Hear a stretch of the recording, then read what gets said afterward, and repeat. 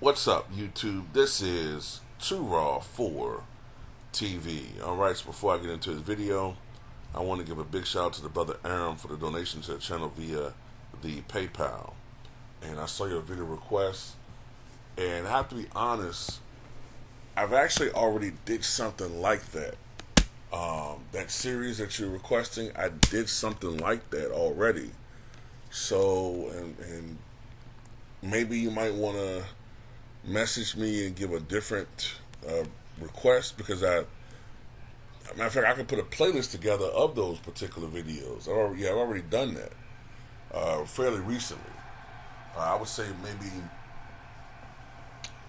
2022. So, and it went back to the 40s. So I just want you to know, if you're listening, if you haven't heard this, I'll message you. I've already done a series on that, so maybe you might want to do a replacement request. But anyway, let me get into this. So today is one of the big enchilada days. All right, this is Super Tuesday. So so far throughout this primary season, we've had days where there have been one, or maybe even two or three smaller contests. This is the first day where a large swath of voters go to the polls. So today, 15 states head to the polls to determine the primary winner in these states.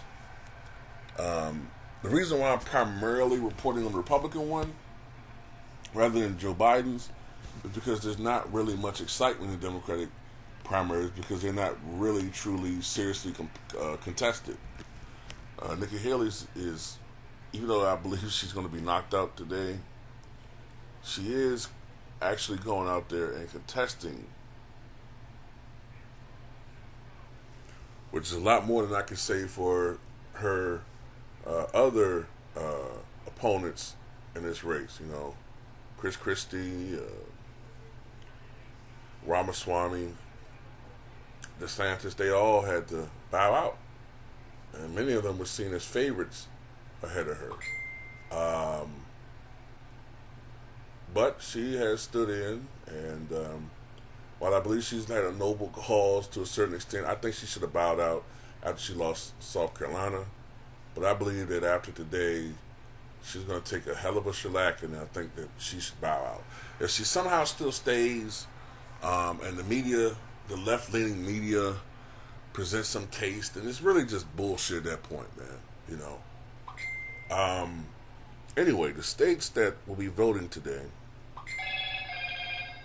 will be Alabama, Alaska, Arkansas, California, Colorado, Maine, Massachusetts, Minnesota, North Carolina, Oklahoma, Tennessee, Texas, Utah, Vermont, and Virginia. And I believe the territory, what is it? It's a territory that also votes. Is it American Samoa? Something like that. It's a territory that also votes as well. And I think that Trump's going to win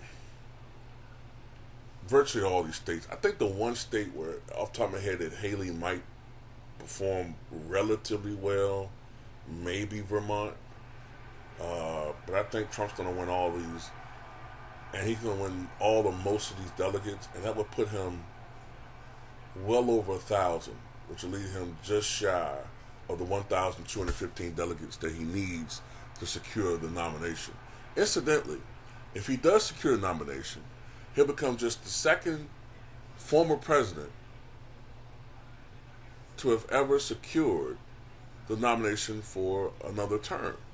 Not a president running for re-election, but an actual former president securing the nomination to serve a non-consecutive term, or at least attempt to serve a non-consecutive term. If I'm not mistaken, he's the first one to do that in the modern day process.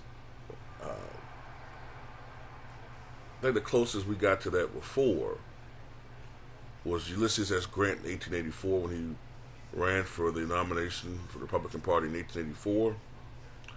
Um, but ultimately, even though I believe at one point early on he did have a delegate lead, the convention was a little bit different back then. We didn't have primaries, you know.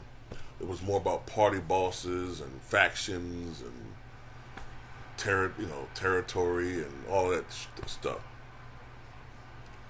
But ultimately, the nomination went to a man named James, I believe it was James G. Blaine, senator from Maine, who ultimately lost a narrow contest to Grover Cleveland, who I just mentioned.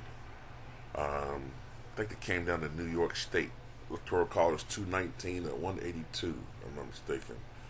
But anyway, I think Nikki Haley is going to bow out after today. Anyway, tell me what you guys think.